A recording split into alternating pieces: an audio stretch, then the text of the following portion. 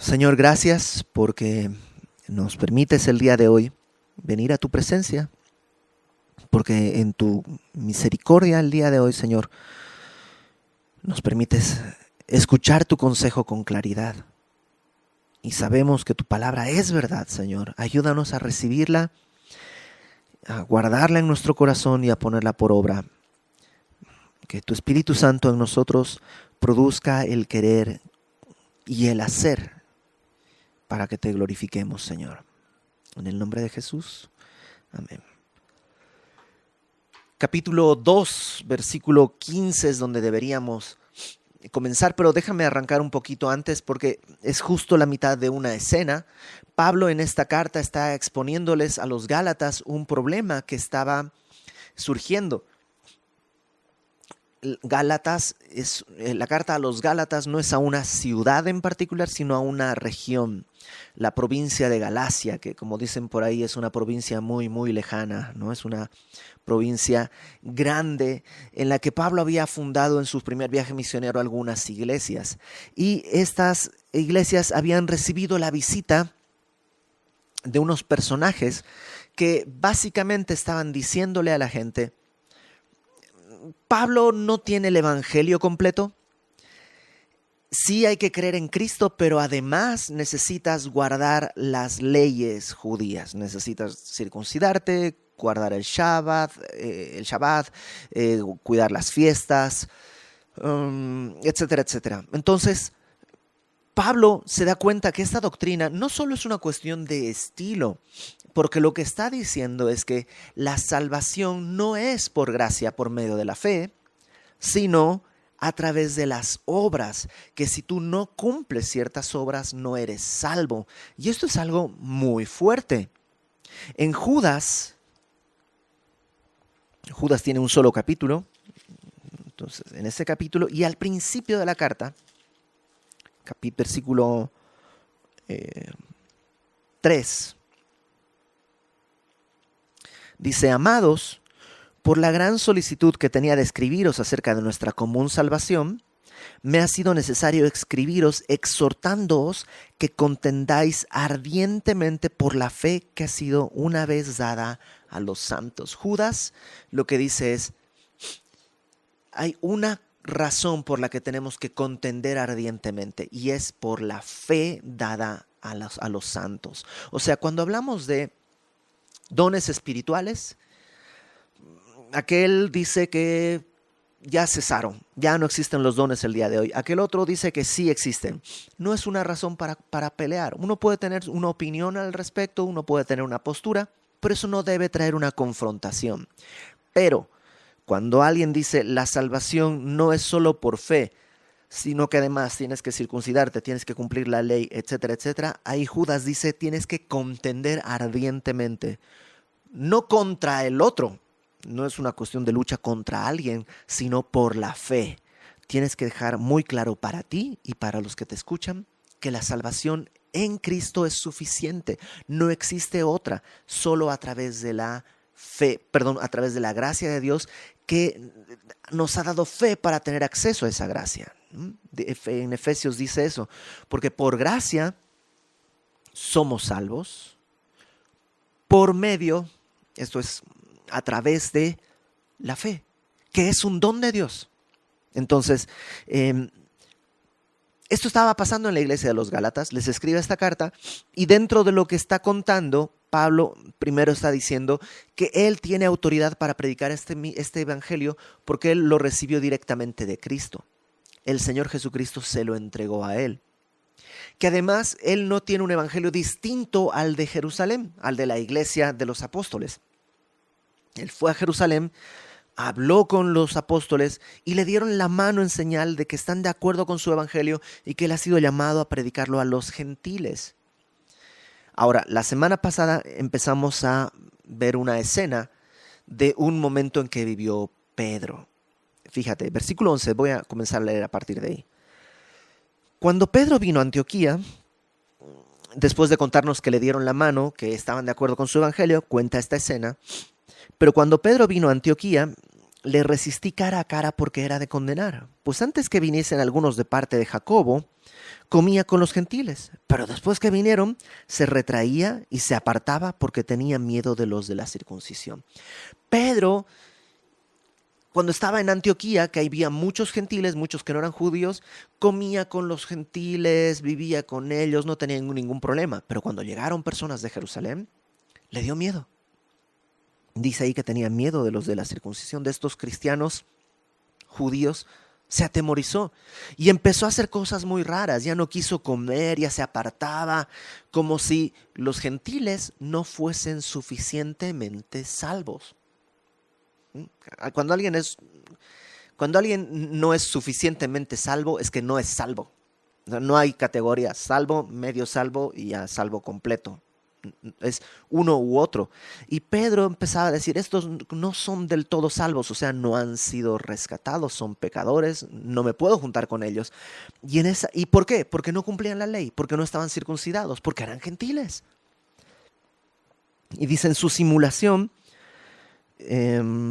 verso 13, participaban también otros judíos, de tal manera que un Bernabé fue también arrastrado por la hipocresía de ellos. Pero cuando vi que no andaban rectamente, o sea, Pablo se da cuenta de esto y dice, no andaban rectamente, no conforme a la opinión de Pablo, sino conforme a la verdad del Evangelio, le dije a Pedro delante de todos, si tú, siendo judío, vives como los gentiles y no como judío. O sea, lo que le dices, Pedro, todavía tienes así aroma y hay un pedazo del camarón que te comiste ayer y un poco de las carnitas que te comiste ayer. O sea, tú vives como gentil, no vives como judío, no seas hipócrita. ¿Por qué obligas a los gentiles a judaizar? Porque ahora resulta que les dices, no, ¿saben qué? Tienen que cumplir la ley, cuando tú no lo estás haciendo. Y ahí nos quedamos la semana pasada. Me da consuelo, ¿sabes? Me da consuelo saber que aún entre estos grandes hombres podía haber debilidad y podían exhortarse unos a otros, porque Pedro no era infalible. Estamos hablando de un Pedro que ya es creyente, no es un Pedro antes de la cruz, que era impulsivo y no tenía el Espíritu Santo. No, ya pasamos Hechos 2, el Espíritu Santo ya vino sobre Pedro, ya ha hecho cosas valerosas y valiosas. Aún así sigue siendo un hombre. Y Pablo, siendo un hombre, es capaz de ver que tiene que, por un lado, defender la verdad del Evangelio y por otro, exhortar a alguien que está caminando mal, en amor, con firmeza, pero en amor. Entonces, continúa este diálogo entre Pablo y Pedro. Pablo le dice, nosotros, o sea, Pedro, tú y yo, acuérdate, está en esta discusión probablemente en medio de la cena, en medio de la comida, que le dice, ¿qué te pasa? O sea, ¿quién te crees? ¿Por qué estás judaizando? ¿Por qué no te sientas con los gentiles? Si ayer estabas comiendo con ellos, ¿y ahora qué sucede? Y le dices, nosotros, judíos de nacimiento, y no pecadores de entre los gentiles. Muchas versiones ponen esto entre comillas, como que Pablo le está diciendo, a ver, yo me lo imagino así, diciendo, agarrándose la cabeza, a ver, Pedro, nosotros, tú y yo, que nacimos judíos, de padres judíos, en una nación judía, circuncidados al 8º día, enseñados en las leyes, tuvimos nuestro bar mitzvah, fuimos a la sinagoga, o sea, judíos de verdad. Y no pecadores entre los gentiles, ay, no están circuncidados, ay, comen cosas, okay. No somos así. Le está como concediendo al discurso de Pedro y de los otros. Si nosotros, siendo eso, sabiendo que el hombre, judío o gentil, en general, cualquier persona, no es justificado por las obras de la ley, sino por la fe de Jesucristo, nosotros, Pedro, tú y yo, también hemos creído en Jesucristo para ser justificados por la fe de Cristo y no por las obras de la ley. Por cuanto por las obras de la ley nadie será justificado. Creo que para entender bien este pasaje tenemos que definir algunos términos. El primero es justificar, porque el día de hoy justificar es, lo tomamos como presentar excusas, ¿no? ¿Cuál es tu justificación por llegar tarde? No, lo que pasa es que no pasaba el pecero, el perro se comió mi tarea, o sea, son como justificaciones que damos. Pero en realidad el término justificar en la Biblia habla de hacer justo. Digamos que en la mentalidad bíblica hay dos posiciones en las que podemos estar. Justos, esto es perfectos, que hacemos todo bien delante de Dios, que Dios tiene una aprobación, eso es justo, como Dios es justo, perfecto y sin mancha, sin pecado, eso es justo. Y pues la otra opción es injusto. Una vez fallas, una vez ya no eres justo, ya eres injusto. Justificar es darte la cualidad de justo, no solamente perdón de pecados, porque perdón de pecados te pondría a la mitad, punto cero, sino que te otorga toda una vida como si nunca hubieras pecado. El pastor Alex lo explica muy bien, creo que un ejemplo, es un ejemplo un poco simple, pero creo que ayuda a entenderlo. Imagínate que le debes mucho dinero al banco. Imagínate que es muchísimo dinero. Hablamos de, no sé, 50 millones de pesos. Igual y para ustedes eso es como una quincena, pero para la mayoría de nosotros, o sea, 50 millones de pesos es una barbaridad impagable. Pero vamos a suponer que le debes una cosa así, 50 millones de pesos. Y te llevan a juicio y el juez está a punto de condenarte a la cárcel porque no tienes cómo pagar. Ya ni vendiendo todo lo que tienes alcanzas a pagar, entonces vas a ir a dar a la cárcel por esta deuda. Y la realidad es que es cierto, o sea, no te están inventando una deuda, no hay corrupción, sino que ante la ley justa tú eres declarado injusto, o sea, culpable. Y en el momento en que van a decretar la sentencia, aparece el hijo del dueño del banco. Y el hijo del dueño del banco dice, yo soy el Rockefeller Jr., digamos, y quiero presentar este documento en el que ya pagué por la deuda que tenía el señor Ibert Cruz. Ya está saldada. Y entonces el juez la ve y dice, ante esta evidencia, el caso es descartado porque no hay delito que perseguir, se declara justo al que estaba siendo acusado, o sea, se declara inocente, perdón, se lo declara inocente y ¡paf! Se cierra eso. Ya respiras. Uf. Pero aquí hay un problema. Tratando de pagar esa deuda, la verdad es que ya no tienes casa, no tienes coche, no tienes ropa, no tienes dinero, no tienes tarjetas, no, o sea, estás completamente vacío. Y aunque ya eres inocente, sabes que vas a salir y tienes que robar para comer o endeudarte. O sea, la vida no va a ser fácil. Pero cuando estás saliendo del edificio, se te acerca nuevamente el hijo del dueño y te dice, quería decirte una cosa, no solamente pagué tu deuda, sino que aquí tienes una tarjeta de una nueva cuenta que abrí para ti en la que tienes 300 millones de pesos para que puedas vivir tranquilo. Entonces no solo te quitaron la deuda, sino te abonaron. Eso es lo que hace la justificación. No solo te perdona tus pecados, sino que te agrega toda la justicia de Cristo. Ahora, para poder entender bien esto de la justificación, déjame leerlo una vez más. Versículo 16. Sabiendo que el hombre, cualquiera, Pedro, tú y yo, dice Pablo, no es justificado, hecho justo por las obras de la ley. ¿Por qué? Porque la ley lo único que te muestra es la justicia de Dios. La ley dice, de este tamaño es el estándar de Dios. Y ninguno de nosotros puede cumplirlo porque no está en nuestra capacidad. No podemos vivir de esa manera. Es imposible. Y más cuando entiendes que Jesús aclaró no solo la ley, sino el espíritu de la ley. Que Jesucristo dice, oísteis que fue dicho no mataréis, pero yo les digo que si te enojas con tu hermano ya eres culpable de juicio.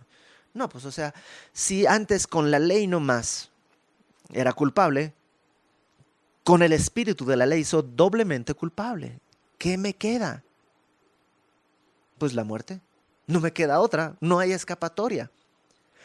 Pero acompáñame a Romanos capítulo 3, por favor. Romanos capítulo 3. Yo sé que muchos de ustedes ya conocen todo esto a la perfección, pero creo que es importante que lo recordemos, porque todo el resto de la carta de Gálatas depende de haber comprendido este principio. Romanos, en el capítulo 3, Pablo está haciendo una especie de resumen, porque en el capítulo 1, 2 y toda la primera parte del capítulo 3 nos explicó cómo todos necesitamos el evangelio, porque todos estamos condenados. Los gentiles están condenados, los moralistas están condenados, los judíos están condenados, toda persona en su propia naturaleza está condenada. Por eso dice en el versículo 10, está escrito: no hay justo ni aún uno, no hay quien entienda, no hay quien busque a Dios, todos se desviaron, a una se hicieron inútiles, no hay quien haga lo bueno, no hay ni siquiera uno. Sepulcro abierto es su garganta, con su lengua engañan, veneno de áspides hay debajo de sus labios, su boca está llena de maldición y de amargura, sus pies se apresuran para derramar sangre, quebranto y desventura hay en sus caminos, no conocieron camino de paz, no hay temor de Dios delante de sus ojos. Y ahí nos describe y dice, estos son todos, todo el mundo es así. ¿Por qué? Ante la ley esa es nuestra condición. Y alguien puede decir, pero yo quiero intentar cumplir la ley. Órale, puedes intentar, pero no lo puedes lograr. Puedes creer que puedes, pero en realidad no puedes. Y eso te decreta con una sentencia: culpable a ti y a mí. Entonces, ¿qué? ¿Qué nos queda? Bueno, versículo 19. Sabemos que todo lo que la ley dice, lo dice a los que están bajo la ley, para que toda boca se cierre y todo el mundo quede bajo el juicio de Dios. Interesante. Pablo dice que la ley está puesta básicamente para callarnos la boca a todos. Que cuando alguien quiera justificarse, alguien quiera decir, yo sí puedo ser justo, ante la ley dices, no, mejor me callo. La ley nos calla la boca a todos. Verso 20, ya que por las obras de la ley ningún ser humano será justificado delante de Dios, delante de Él. ¿Por qué? Porque por medio de la ley es el conocimiento del pecado. La ley sirve a este propósito, que conozcas que eres pecador. La ley no sirve para salvar, la ley sirve para... Es como la radiografía. Si tú te fracturas un hueso, vas a que te sacan una radiografía, te sacan una placa, pero eso no te sana, solamente muestra la gravedad del problema.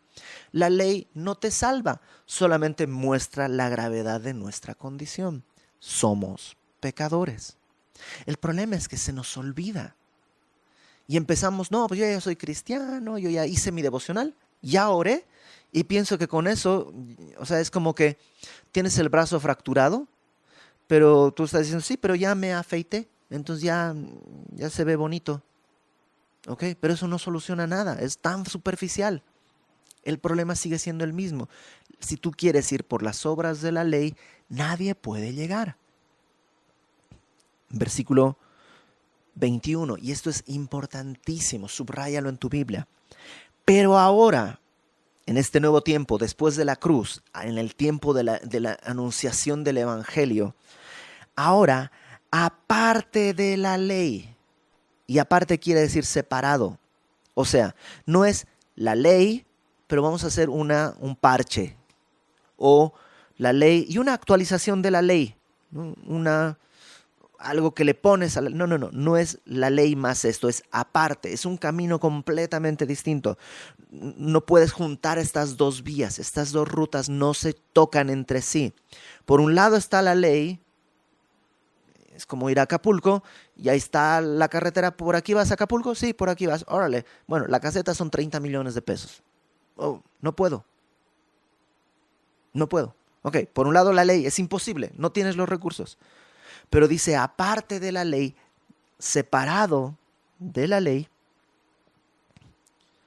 se ha manifestado la justicia de Dios.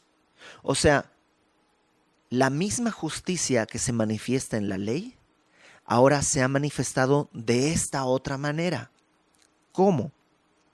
Testificada por la ley y los profetas. O sea, ¿la justicia de Dios se manifiesta en la ley? Sí, podemos ver qué tan glorioso es Dios. Pero también la ley y los profetas testifican que hay este otro camino, esta otra manera en la que su justicia se manifiesta. Verso 22, la justicia de Dios por medio de la fe en Jesucristo. Y esto es importante, no es por medio de la fe, es por medio de la fe en Jesucristo, haber creído quién es Él. Digámoslo así, la carretera hacia Acapulco, 30 millones de pesos la primera caseta, es imposible. Pero aquí hay una carretera privada que manifiesta la justicia de Dios, te lleva al mismo punto. ¿Qué tengo que hacer para entrar por esa carretera? Solamente creer en Cristo. La fe en Jesucristo es la manera en la que llego a la justicia de Dios para todos los que creen en Él. Porque no hay diferencia. No hay diferencia entre judíos, gentiles, negros, blancos, sabios, sonsos. No hay diferencia. Por cuanto todos pecaron y todos están destituidos de la gloria de Dios, siendo justificados. ¿Te acuerdas qué es justificado? La justicia de Cristo se nos atribuye gratuitamente. Gratuitamente no quiere decir sin costo, porque hubo un costo muy caro. Gratuitamente quiere decir sin causa. O sea, no es que Dios tenía un interés. Esto me conviene. No, no hay causa. La única causa es la gracia. Por eso dice que somos justificados, hechos justos, gratuitamente por su gracia. Perdón. Mediante la redención. La redención es el pago de un rescate. Otra vez, en el caso del banco que te decía, hay otra opción, que llegue Superman o el llanero solitario, no sé, y te quite y te rescate y te lleve, pero ¿sabes qué? Te vas con una deuda, o sea, tu deuda sigue ahí, vas a seguir siendo el más buscado porque ahí está la deuda. Esa sería una manera de escapar, pero es una manera injusta. Ahora no solo le debes al banco, sino eres prófugo. Entonces, esta otra manera en la que hubo un pago, la palabra redención que está ahí, en griego es apolutrosis, que es el pago del rescate. Cristo nos justifica sin causa por su gracia a través del pago que es en Cristo Jesús, a quien Dios puso como propiciación. Propiciación es una palabra bien bonita porque quiere decir hacer propicio. Propicio es alguien que está a tu favor. Cristo fue puesto como propiciación, Él es el pago por medio del cual el que expía, la palabra propiciación es expiación, el que expía, el que quita la culpa ante Dios y hace que Dios sea propicio a nosotros. Entonces déjame volver a leer esta frase. Siendo 24, justificados sin causa, gratuitamente, sin causa, por su gracia, a través, mediante el pago de un rescate en Cristo Jesús, a quien Dios puso como expiación, como pago por medio de la fe en su sangre. ¿Para qué? Para manifestar su justicia. De modo que no hay delito que perseguir. Se pagó la deuda. Si Dios no hubiera pagado la deuda, sería corrupto. Sería injusto. Pero Dios pagó. La paga del pecado es muerte. Y Él murió para pagar esa deuda. Entonces, manifiesta su justicia a causa de haber pasado por alto en su paciencia los pecados pasados, con la mira de manifestar en este tiempo su justicia, a fin de que, fíjate esto, Él sea el justo, el juez justo, y el que justifica al que es de la fe de Jesús. Entonces Pablo lo tiene muy claro. Por medio de la ley nadie puede ser salvo porque todos somos inadecuados. En este ejemplo que le debes 50 millones de pesos al banco, tú puedes decir, pero tengo 5 centavos. Ok, es dinero, ¿sí? ¿Estamos de acuerdo? 50 millones de pesos y 5 centavos son dinero, sí, son dinero. Pero la magnitud es absolutamente diferente, es completamente distinto. No alcanza 5 centavos contra 50 millones. Los 5 centavos es nuestra capacidad de cumplir la ley. Por eso dice Pablo, por medio de las obras de la ley nadie será justificado. Somos justificados por medio de Cristo, pero no de una manera injusta. Dios manifiesta su justicia porque Cristo fue puesto como pago para que nosotros no tengamos una mancha, ¿no? Como que ya te perdonaron la deuda, pero estás en el buro de crédito, no puedes tener ningún crédito, no, simplemente pagó todo de tal manera que estás limpio. Manifestó su justicia para que sea Él el justo y el que justifica. El origen, la fuente y el propósito de la obra de redención. Regresa conmigo a Gálatas, por favor. Creo que ya está un poquito más claro cuando Pablo piensa en justificación de qué está hablando. Entonces dice, verso 16, sabiendo, le dice, está hablando a Pedro, no, sabemos, nosotros siendo judíos, sabemos que el hombre no es justificado por las obras de la ley. O sea, tú y yo cumplíamos lo mejor que podíamos la ley, éramos circuncidados, íbamos a la sinagoga, pero nos dimos cuenta de que eso no era suficiente. Por las obras de la ley nadie es justificado, sino por la fe de Jesucristo. Nosotros somos la prueba, le dice, nosotros también hemos creído en Jesucristo para ser justificados por la fe de Cristo. No por las obras de la ley, por cuanto por las obras de la ley nadie será justificado. Ahora, los 2 versículos que siguen son versículos polémicos por la forma en las que están escritos, pero creo que si los vemos poco a poco podemos comprender. Dice verso 17, y si buscando ser justificados en Cristo también nosotros somos hallados pecadores, ¿es por eso Cristo ministro de pecado? En ninguna manera. O sea, pareciera como que Pablo está pensando, ok, desde que aparece Cristo ya no tengo que cumplir la ley. Entonces, ante la ley, Cristo lo que hace es perjudicarme, porque antes por lo menos intentaba, pero desde que creo en la fe, en la justificación por fe, pues ya la ley me súper condena. Entonces Cristo es un ministro de pecado. Cristo lo que hace es perjudicarme. Cristo me hizo más pecador porque ya no estoy intentando cumplir la ley, ¿no? Ya como carnitas. Antes no comía carnitas, ya tenía un puntito en la ley. Ahora ya puedo comer carnitas. ¿Cristo me hizo más pecador?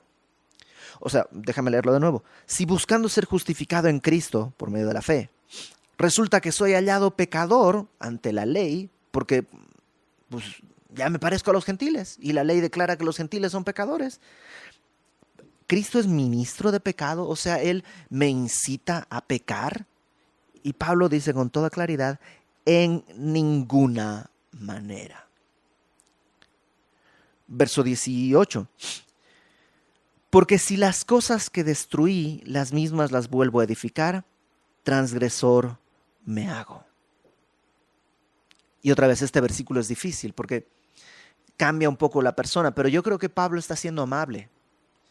En vez de decirle, Pedro, las cosas que tú destruiste, el edificio que tú querías construir conforme a la ley, ya lo destruiste al venir a la fe en Cristo. Pero ahora lo quieres volver a edificar.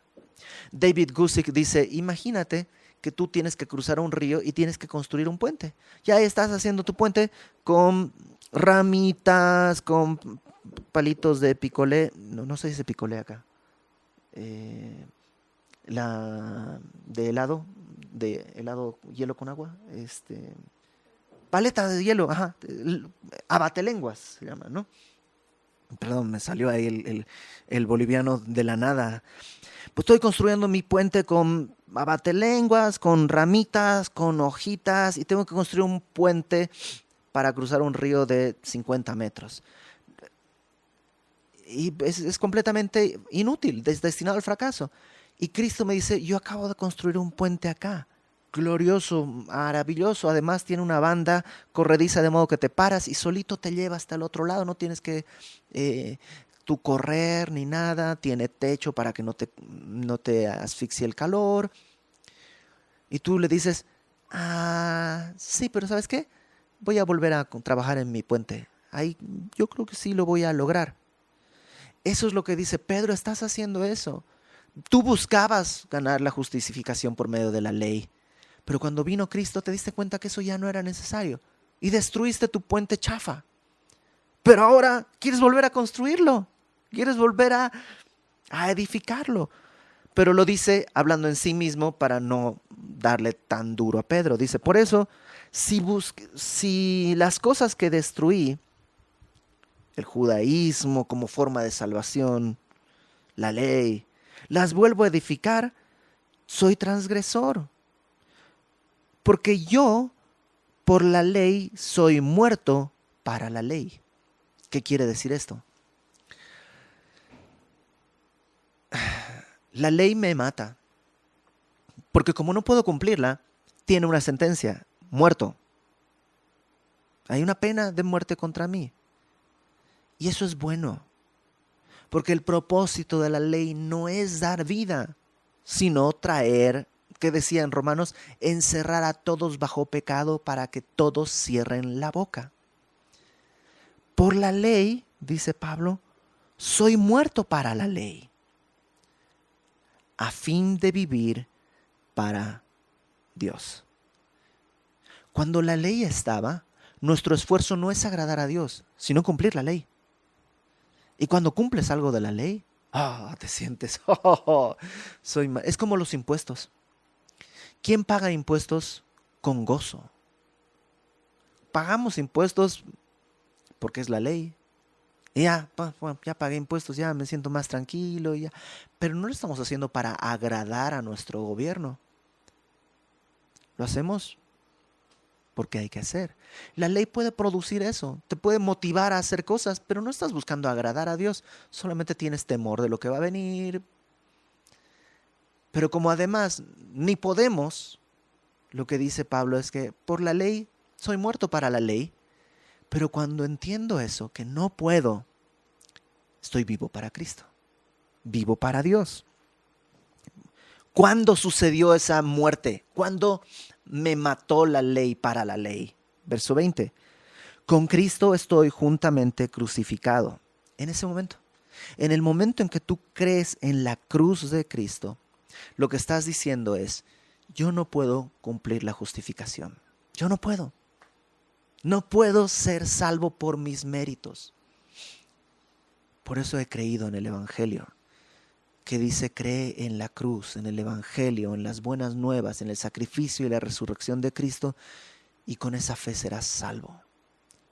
Cuando creo eso, estoy muerto.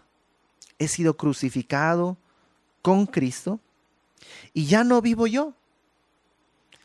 Cristo vive en mí. Digámoslo de una manera distinta. Ya no es mi vida la que uso. Esta vida ya no me corresponde, ya no me pertenece. Es Cristo el que vive en mí. Pero todavía me quedan años con este cuerpo, ¿no? Con este pellejo todavía te quedan unos años tal vez. Por eso dice, lo que ahora vivo en la carne, lo que me falta vivir en este cuerpo, lo vivo no para la ley, sino en la fe del Hijo de Dios, el cual me amó y se entregó a sí mismo por mí. ¿Por qué me amó y se entregó a sí mismo por mí? Porque no había otra solución. No había otro camino. Cristo tenía que, en su amor, ser puesto como propiciación, como pago de nosotros, ser Él la expiación de nuestro pecado, de tal manera que ahora yo encuentro libertad. Lo hizo por amor y por eso dice, ahora ya no vivo yo, vive Él en mí y lo que me toca vivir, lo voy a vivir en la fe del Hijo de Dios, no en la ley, porque Él me amó y se entregó por mí. ¿Qué hizo la ley por ti? Nada. La ley nomás está parada así diciendo culpable, culpable, culpable, culpable, culpable, culpable. En cambio, Cristo se acercó, se agachó, te levantó, puso sus manos donde tenían que estar las tuyas, puso su cuerpo donde tenía que estar el tuyo, murió por ti y por mí que teníamos que haber muerto y resucitó para que en su resurrección nosotros tengamos vida. ¿Qué hay que hacer? Solo creer por medio de la fe en Cristo. Porque por las obras de la ley nadie será salvo. ¿Está mal intentar cumplir la ley? No, no está mal. Es frustrante. Bueno, si te gusta, pues inténtalo. Pero nunca pienses que lo estás logrando. Y nunca pienses que eso te pone en ventaja sobre aquel otro que no está queriendo cumplir la ley, que solamente está caminando en base a Cristo.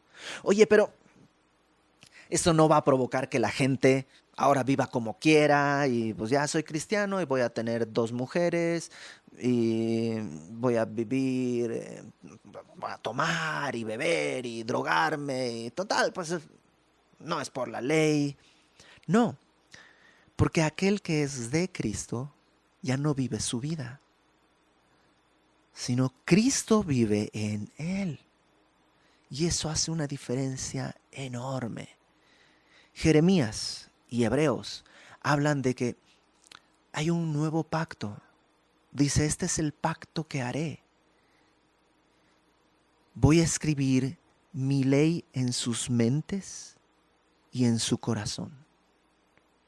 De modo que la ley ya no es este ente externo que me obliga, sino desde adentro, escrita en mi corazón, ahora es mi deseo. Siempre he puesto este ejemplo y creo que es un buen ejemplo. Yo podría pensar que debo serle fiel a mi esposa por temor a ella, temor a perderla, temor a su papá, temor a la sociedad, temor a perder mi trabajo. O sea, no, tengo que serle fiel a ella porque la verdad pierdo mucho si le soy infiel. Entonces, voy a ser lo más fiel que pueda. Pero eso es externo, eso no es amor. Eso es externo, es una imposición. O puedo decidir serle fiel a mi esposa simplemente porque la amo. Y todas las circunstancias pueden ser iguales o pueden cambiar, pero mi motivación es completamente distinta. Va de adentro hacia afuera. Por medio de la ley nadie puede ser salvo. Pero cuando crees en Cristo, comenzaremos a caminar en las buenas obras que Dios preparó de antemano, no para conseguir la salvación, sino porque Cristo ahora vive en nosotros. Y ya no vivo yo, es Cristo el que vive en mí. Y es una diferencia radical entre querer vivir tu cristianismo, me voy a esforzar por ser cristiano, y en darte cuenta que eres cristiano.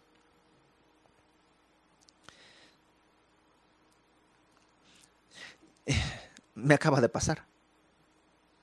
A veces se me salen palabras de mi vida en Bolivia, ¿no? Términos, palabras, frases.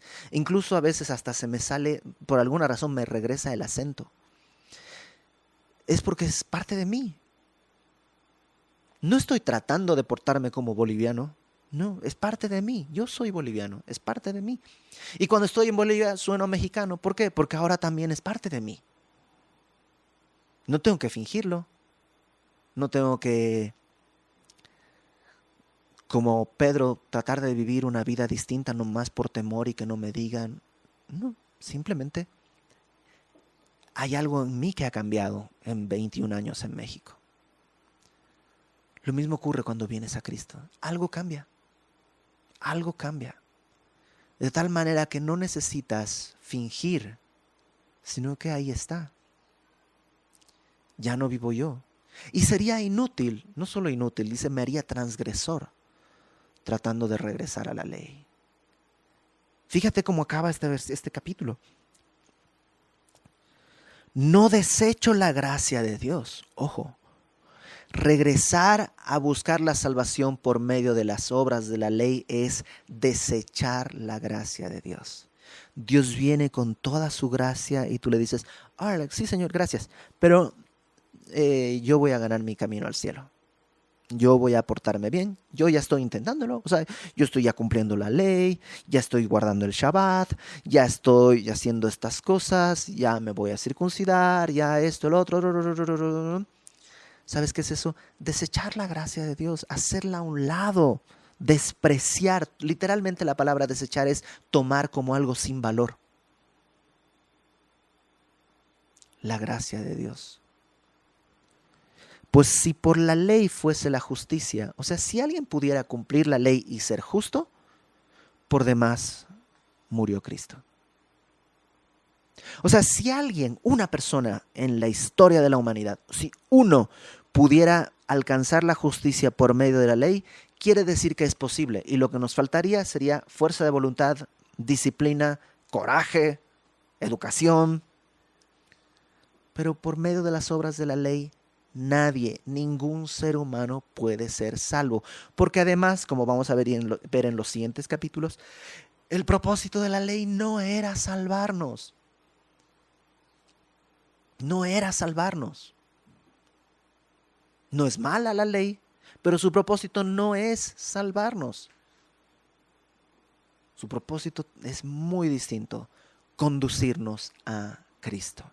La ley encerró todo bajo pecado, de tal manera que tú y yo estamos en un hueco.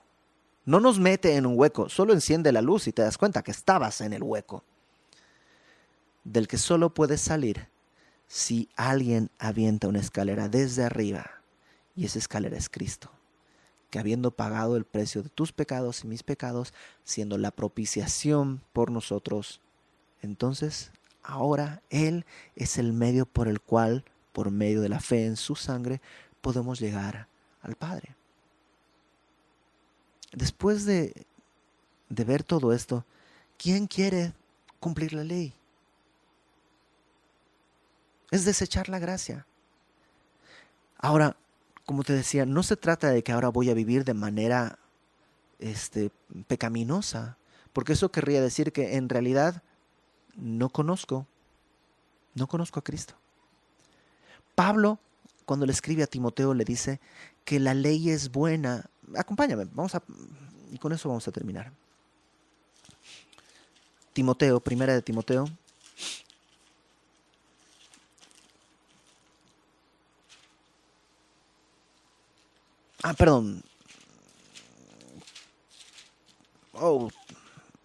Capítulo 1, versículo 8. Primera de Timoteo, capítulo 1, versículo 8. Pero sabemos que la ley es buena. Otra vez, la ley, que el hecho de que la ley no pueda salvar no quiere decir que la ley es mala. O sea, no está diseñada para eso. No puede salvar porque no está diseñada para salvar. La ley es buena si uno la usa legítimamente. O sea, hay una manera legítima de usar la ley y hay una manera ilegítima de usar la ley. La ley se usa legítimamente, conociendo esto, que la ley no fue dada para el justo, sino para los transgresores, desobedientes, impíos, pecadores, irreverentes, profanos, parricidas, matricidas, homicidas, fornicarios, sodomitas, secuestradores, mentirosos, perjuros, y para cuanto todo se oponga a la sana doctrina, según el glorioso evangelio del Dios bendito que a mí me ha sido encomendado. O sea, la ley sirve para cuando tú y yo no somos justos, de modo que te arrastra al evangelio. Pero cuando vienes al evangelio, la ley ya no tiene propósito. No sé si ustedes se acuerdan, pero antes podíamos salir a la calle. Pero antes, en algún otro tiempo, cuando podíamos salir a la calle, yo salía con mi hijo y con mi hija de la mano. De la mano. No me sueltes. porque sé que en la calle puede haber peligros, sé que en la calle puede haber peligros de su propia naturaleza, ¿no? Que no se fijan, peligros de naturaleza externa, gente perversa, y también peligros naturales, que caiga una rama, que cosas así. Entonces mis hijos van de la mano y no se sueltan. Y muchas veces ahí tratan de soltarse y yo los agarro y les digo, no, no te vas a soltar. Mientras estamos aquí afuera, esta es la ley. No te sueltas. Y yo lo tengo a fuerzas casi contra mí. Pero cuando entramos a la casa, no es necesaria esa ley. El propósito era llegarlos, traerlos a casa. En casa son libres. Pueden entrar a una recámara, pueden entrar al baño, pueden abrir el refri. No necesitan pedirme permiso ni tengo que estar yo con ellos. Eso ya no es necesario. Cumplió su propósito. La ley es este cuidador, este ayo, nos va a explicar Pablo, que nos lleva a Cristo. Pero venidos a Cristo, no es que la ley desaparece o que la ley ya no existe o que la ley es mala. Simplemente cumplió su propósito y ahora en Cristo tenemos una nueva vida. Y ya no vivimos nosotros. Nosotros estamos crucificados. Pero el tiempo que nos resta en la carne lo vivimos en la fe de Cristo, que nos amó y se entregó a sí mismo por nosotros. Por eso no desechamos la gracia. Si tú has estado tratando de vivir con una condena, queriendo por medio de la fuerza agradar a Dios, te vas a desgastar. Si a tu voz viene, a tu oído viene la voz diciendo, no puedes, no te das cuenta. En vez de pelearte con esa voz, lo que tienes que hacer es decir, sí, no puedo. Y deja que la ley te mate.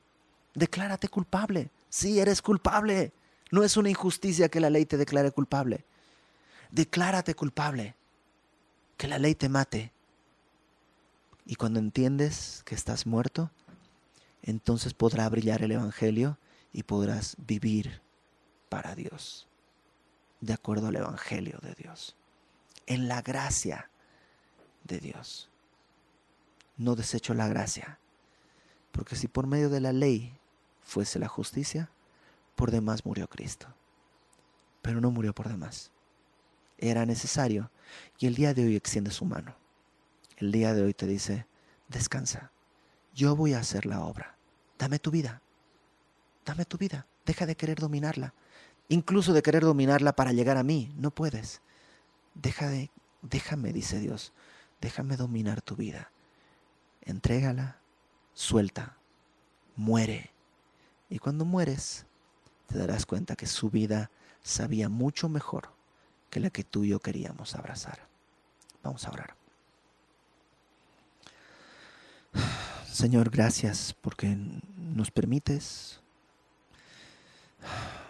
descansar en eso. Gracias, Señor, incluso por Pedro, que cometió esta torpeza tan grande de la cual Pablo tiene que escribir y la cual nosotros encontramos bendición al escucharlo. Ayúdanos, Señor, a no querer darte razones para bendecirnos, a no pretender en nuestras fuerzas algún mérito, sino que siempre de tu gracia podamos caminar adelante, Señor, y haya muchas obras que hagamos y muchas cosas buenas que broten de este conocimiento de tu gracia, pero que siempre podamos entender que hemos muerto para la ley, pero estamos vivos para ti, con tu vida, porque fuimos crucificados, y que el resto de vida que nos queda, Señor, lo podamos usar para vivir en fe. Y así tú seas glorificado, Señor. Trae tu Espíritu Santo sobre nosotros. Levanta nuestro corazón y nuestra mente y sé exaltado, Padre. En el nombre de Jesús. Amén.